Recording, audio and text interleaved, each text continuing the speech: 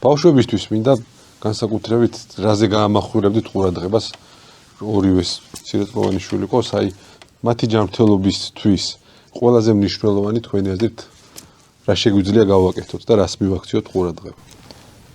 იმ ასაკში მარტო შაქრიანი რო შეწყვიტოთ, იქნება კარგი, მე კარგი სახლი აშენდება, როგორც ქვევით დღესვე თუ მოახერხეთ ჩვენი ბავშვების მარტო კვებიდან შაქარი ამოიღო, რომელიც ძალიან ადვილია. ჩემი შვილები მაგალითად ჩაისაც უშაქროთ სვამენ, ფაქტობრივად არაფერში იყენებენ შაქარს. მე პირიქით ეგ პრობლემა გვაქვს სერიოზული ჩემი შვილებში, ტკბილი. ო, თან იმდენი ტკბილია ეს იქ ვერ წარმოიდგინებთ რამდენი შაქარის ჭამს ჩვენი ბავშვები. ძალიან დიდი. მე ბევრი შაქრის ჭამის გამო ვერ იაზრებენ მენ. სკოლაშიც ეძინება.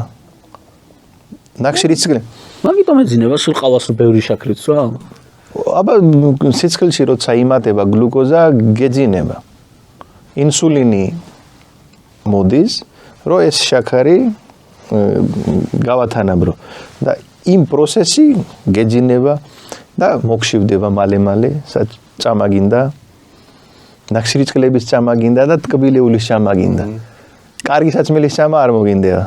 ეს როცა გარეთ ამოვა თუ დაანებეთ შაქარის ჭამა, ზოგი ეძახის ბოლომდე არ უნდა დაანებო, ცოტა მაინც უნდა ჭამო. რაში? რატო უნდა ჭამო შაქარი? რეალია.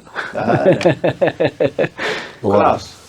ყველანაირად შევესწრებია. ნელა-ნელა კლავს შაქარი ადამიანს, რომ ვერ მიხვდება.